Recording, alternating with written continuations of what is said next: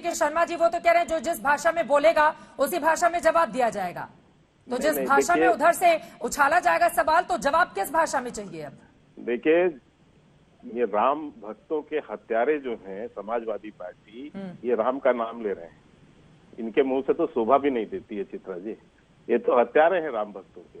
और रही बात ये जो जिस भाषा का अभी उपयोग किया सुनील यादव जी ने, ये यही समाजवादी गुंडा संस्कृति है, यही धमकी की संस्कृति है इनकी। यही गुंडा संस्कृति के कारण से इन्होंने गुंडा टैक्स वसूलना, माफियाओं को संरक्षण देना, आतंकियों के ऊपर से केस हटाना और अवैध कब्जा कराना, ये सारे धंधे जो है समाजवादियों के गुंडा संस्कृति के परिचायक रहे, जिसको हमने 5 साल में समाप्त किया। हमने मुख्तार अंसारी हो, अतीक अहमद हो, जिसके बसपा हो और सपा हो, दोनों ने पाल पोस के बड़ा किया। हमने उनके अवैध संपत्तियों को जो है जब्त किया और लगभग 2000 करोड़ रुपए की अवैध संपत्ति को जब्त किया। लेकिन चित्रा जी एक चीज कह दो कि यदि आज चुनाव है और चुनाव के कारण से जो है प्रशासन की कुछ जिम्मेदारियां हट जाती हैं, लेकिन कोई ये अपराधी समझे कि चुनाव है इसलिए मैं जो है अपना अपराध फिर से मैंने वही दहशत फैला सकता हूं और उसी तरह का मैं आतंक फैला सकता हूं, ये 1.5 महीने चुनाव के इसके अंतर्गत में वही अपना कृत्य दिखा सकता हूं। तो अब ये कैसे समझ में आएगा कि अपराधियों के लिए धमकी है या किसके लिए धमकी है? के शर्मा जी, नहीं, सीएम का जो बयान था, सुनिए ना सर, एक सेकंड सुन लीजिए। सीएम का जो बयान था, मैं एज इट इज बिना इधर उधर एक भी मात्रा किए जरा मैं पढ़ देती हूँ। उन्होंने संबोधित करते हुए कहा कि ये जो गर्मी अभी कैराना और मुजफ्फरनगर में कुछ जगहों पर दिखाई दे रही है, ये सब शांत हो जाएगी।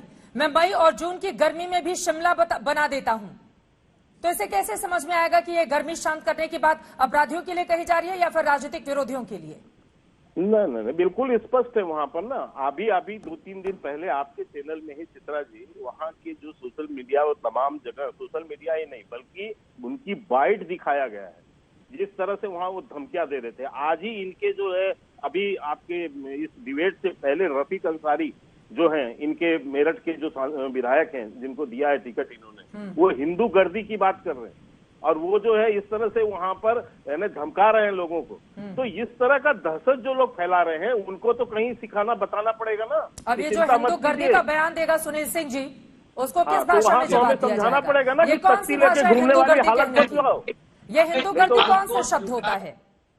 कौन फैला रहा है हिंदू गर्दी? 5 साल से बात को स्वीकार करता हूं कि भाषा सबकी संयम होनी चाहिए, लेकिन क्योंकि भारतीय जनता पार्टी संयम नहीं है सुनील जी, भारतीय जनता पार्टी के संयम नहीं मुखिया है। उत्तर प्रदेश की बात दे रहे थे।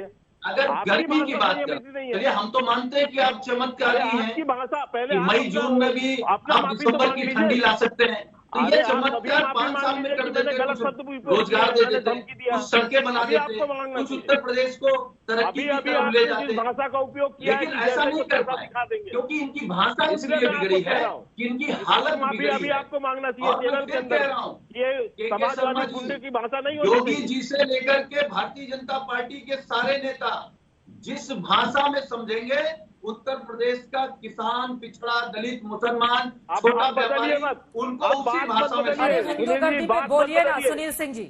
हिंदू गर्दी क्या है समझाइए ना, हिंदू गर्दी क्या है? जी, क्या है हिंदू गर्दी?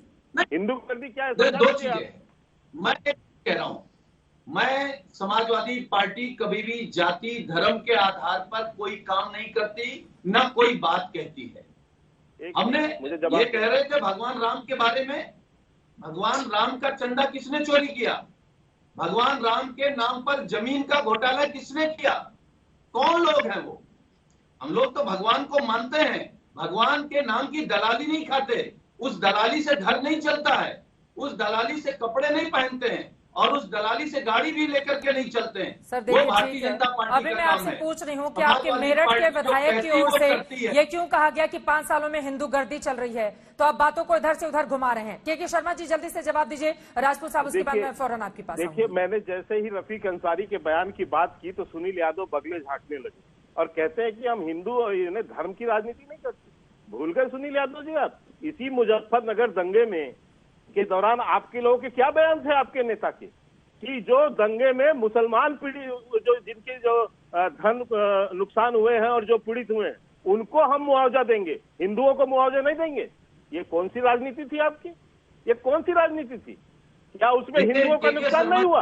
आप लेकिन मुजफ्फरनगर दंगे में मुसलमानों को, केवल मुसलमानों को। के शर्मा जी, एक तरफ हम बात करेंगे सबका साथ, सबका विकास, सबका विश्वास। के शर्मा जी, और उसके बाद 80 बनाम 20% की लड़ाई की बात करेंगे, तो आप भी तो ध्रुवीकरण को लेकर आगे बढ़ रहे हैं ना? आप भी तो फिर ध्रुवीकरण को लेकर आगे बढ़ रहे हैं। ये 80 बनाम 20%, क्या आपको 100% वोट नहीं चाहिए? ये 80 बनाम 20% को क्यों बांटना उत्तर प्रदेश की जनता को? ये 20% लोग कहाँ से आए हैं?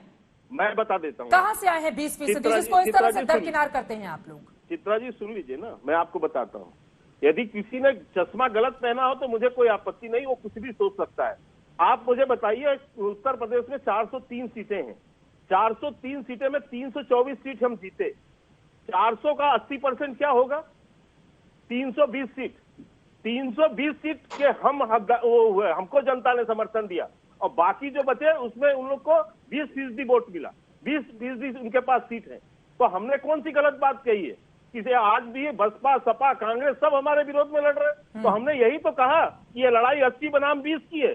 324 सीट पाने वाले के बनाम जो है कुल जो है 20% सीट पाने वालों के बीच में।